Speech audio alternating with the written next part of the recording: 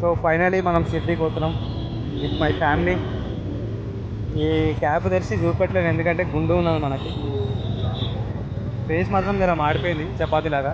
ఇప్పటిగా వాడు వేడి వేడి చపాతీ వేసినప్పుడు కూడా నా ముఖమే చూసిండు, వీని ముఖం కూడా చపాతీ లేకుండా మాడిపోయినాము. ఇక చూద్దాం నెక్స్ట్ మనం బస్సు బోర్డు చేసినాక లోపల ట్రిప్ గురించి మాట్లాడదాం అంటే ఒక్కర్లేదు. ఇక హాయ్ హలో దేర్ వాట్సాప్ చూసినట్టయితే ఆగ్రనైనా నేను మాట్లాడినట్టు బీపీపీ అని కొడతాడు. చూసినట్టయితే శిరీష చంద్రనగర్లో స్టార్ట్ చేసినాము, మధ్యలో తీద్దాం అనుకున్నాం కానీ మనకు అంత టైం దొరకలేదు వీలగేదాం. ఎందుకంటే మొత్తం లైట్లు బంద్ చేసారు, కరెంటు బిల్ వస్తుందా అని లోపల లైట్ బంద్ చేసిరంట.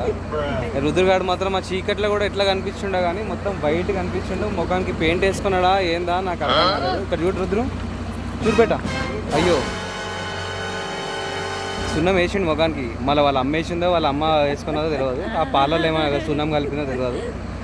ఆ మొత్తానికైతే మనం ఇక్కడ వేరే బస్ స్పాట్లో అడిగినాం కాదు అడుక్కుంటున్నట్టున్నది, ఇది గలీజ్గా ఆగినాము ఇక లంచ్ బ్రేక్ కోసం.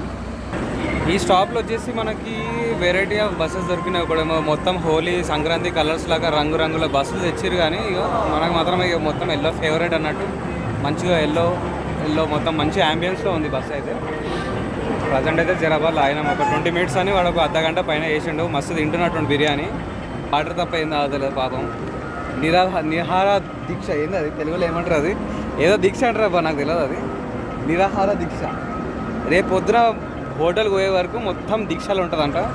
మరి ఎట్లుంటుందో నాకు తెలియదు. మొత్తం స్టఫ్ మాత్రం బాగా కొనుక్కున్నది. స్టఫ్ అంటే ఆ స్టఫ్ కాదు, తినే స్టఫ్.